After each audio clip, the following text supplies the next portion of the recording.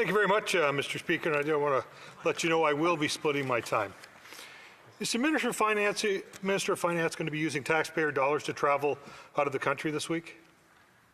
Yeah. First of all, I'm happy to say hello to my colleague. He was my critic when I was a young man, Mr. Speaker, when I started in this House, and now I see that 10 years after, I still have the pleasure to have to answer his question. He comes from a great region. My dad lives next to his. Niagara West. Is the Minister of Financing planning on traveling to the Bilderberg meetings this week using taxpayer dollars? The Honourable Minister. I'm very proud to answer questions from my colleague. Like I said, he comes from a great region where my family is also, so I've seen him in action, and it's great to see that they can. For Niagara West. I just want to ask the Finance Minister why he believes that he should spend time at the Bilderberg meetings rather than actually tabling the budget. Honourable Minister.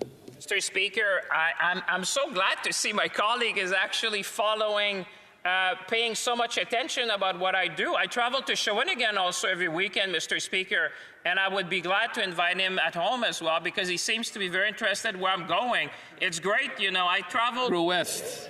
So my question to the International Trade Minister, I want to talk about tariffs. How does the government come up with a criteria for counter-tariffs on agricultural products? Is there a framework that is followed, or is it on a case-by-case basis?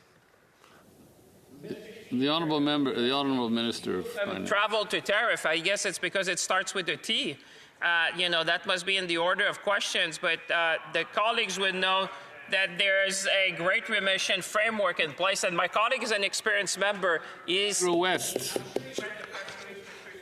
Is there any publicly available guidelines or processes where farmers and businesses in my riding can look up and get a better understanding of how the government of Canada makes decisions on counter-tariffs or tariffs in general?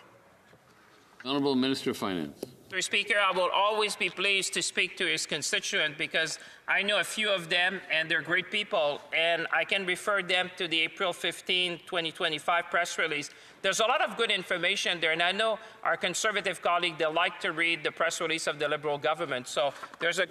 The Honourable Member for Niagara West. I'd like to ask a question on fertilizer and tariffs, specifically cases when fertilizer is only available from nations which Canada doesn't have a great relationship. How does the Government of Canada determine the percentage of tariffs imposed in such countries as it relates specifically to fertilizer? The Honourable Minister of International Trade.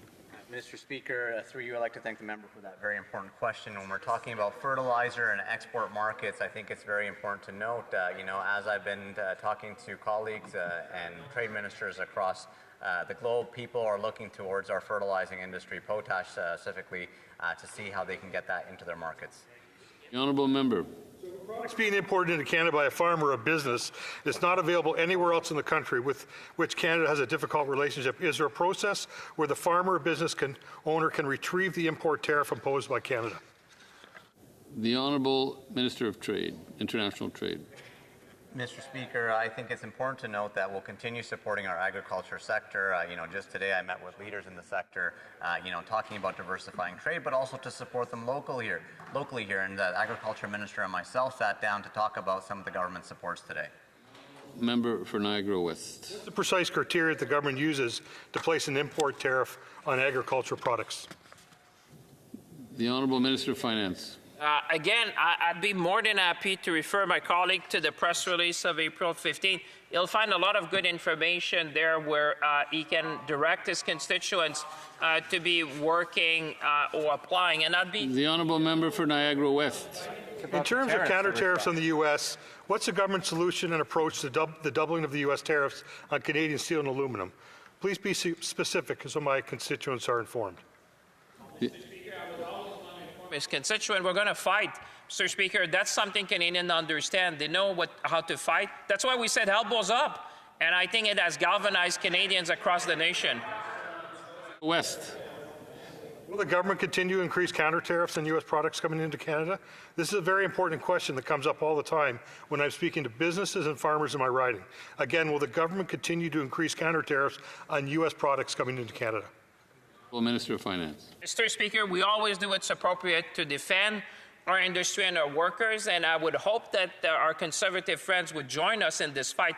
This is an existential fight for Canada, and I know in their heart they would want to be part of this generational opportunity to fight along with us.